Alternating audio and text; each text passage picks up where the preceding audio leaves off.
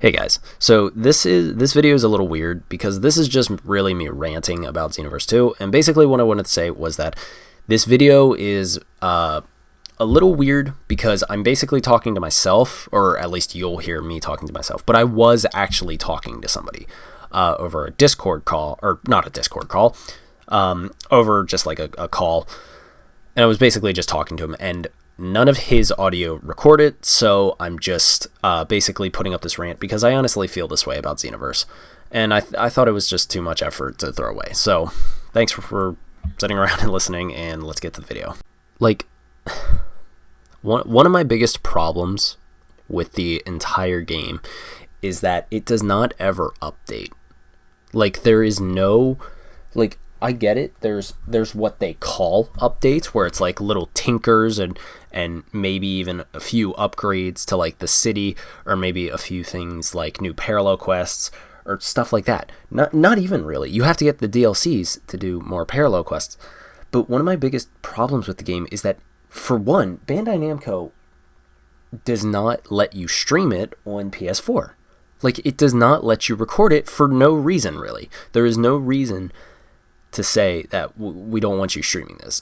And I get it, there could be like copyright things or something that I'm missing, but as far as I can tell, there's no reason for them to not allow you to stream Xenoverse 2 in the traditional way. And I think that's so stupid for any game that does that, any cutscene in a game that's like that. But one of my biggest problems with the game is that it never updates. Like, properly updates. There's no change to the basic mechanics of the game. Now, yeah, now you could argue technically that the fighting mechanics have updated for characters, but like, outside of that, nothing has changed since its release. For example, the hairstyle has been nothing's changed with the hairstyle. There has literally been no change in the hairstyle whatsoever. And like, people are like, we want more hairstyles. We want like Goku hairstyles. We want actual transforming hairstyles when we go Super Saiyan or something. And like different like horns and stuff for characters, or whatever. Just different hairstyles in general, more whatever Majin thing has. And like, it's like, it does not change ever. And like, it's just so annoying that Bandai Namco does not ever care if something is not the way the fans want. Dragon Ball Z Kakarot is another offender of this. Not really with the never changing. Well, kind of actually, but like, the game just follows Z. That's all it follows. That's the only thing that it follows. And it's so goddamn annoying because it's like, we want new stuff. We do not want the same shit every single time. And like, Xenoverse 2 is pretty much the same way. Like it follows the exact same story as Xenoverse 1 with a different ending. And that's it. That is literally it, pretty much. There's a different main antagonist. There's a different ending, and there's a hint of choice throughout the game, and it's so stupid because, first of all, the choices don't matter whatsoever. They do not matter. And it's like, you cannot honestly tell me that the game is in any way original, because once again, it not only follows Z, but it also follows like that traditional, oh, this happens path. There's no variety in the gameplay of the story. And like, I like the story of Xenoverse. Like, I liked the first Xenoverse. I liked playing the game. First of all, but I couldn't record it. I couldn't record it, for one, and that I know I'm getting a little off topic here, but like, when you're making a game, you cannot honestly tell me that, like, you cannot look me in the face and say, I don't want people streaming this. I don't want people doing this. I don't want an original story. I want the same thing that somebody else did. Like, you cannot say to me that what they are doing is smart, because if they do end up releasing Xenoverse 3, and if they like put like something like, I don't know, like if they do exactly what they did with Xenoverse 2 and not update it, not add anything new, and just revamp it with a different area for the selection screen, do absolutely nothing new, then I guarantee you nobody's going to buy it. Not a lot of people are going to buy that game. And Bandai Namco are making these stupid choices. They are making these stupid choices with Xenoverse. And it's like, why? You know, like, why make these choices? Like, another one that I heard is that all of the moves are just variations of each other. And I agree with that.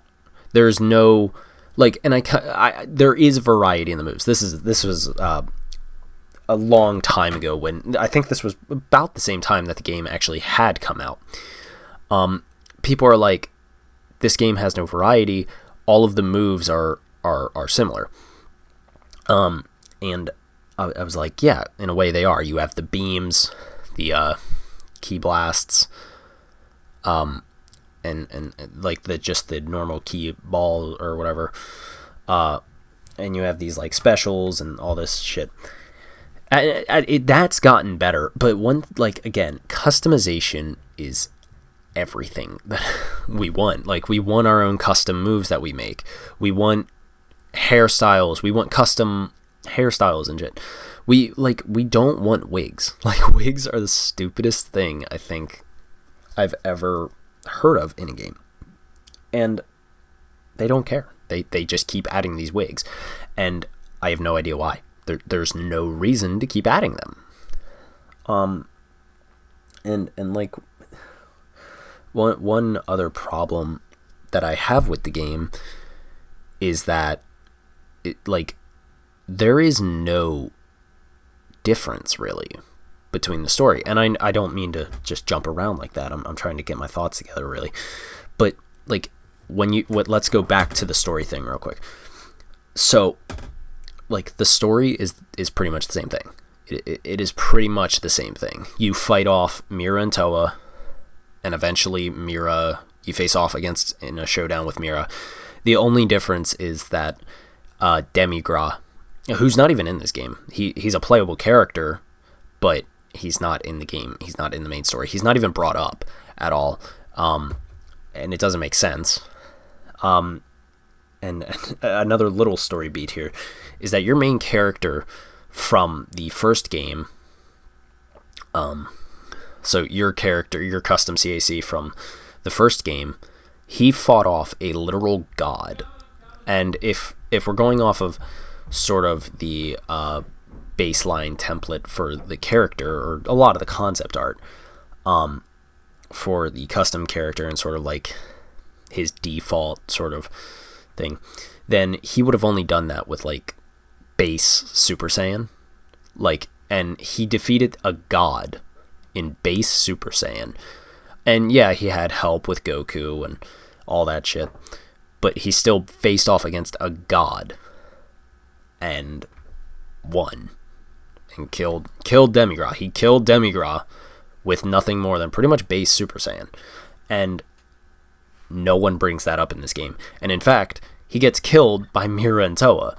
And like, in the game, he gets killed by Mira and Toa, and it's so annoying. He's brought back, obviously, at the end of the game, but like, it completely counteracts the story of the first game, and it makes no sense whatsoever. Like, gameplay wise, I don't know why they didn't just like, I don't know why they didn't do anything original. They just didn't.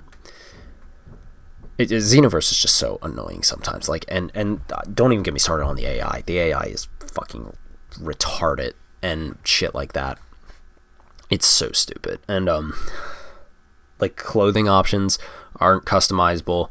Now, there are customizable ones, but like say you wanted like the Goku outfit or something, and you wanted to make it like, I don't know, blue and orange, you can't have that.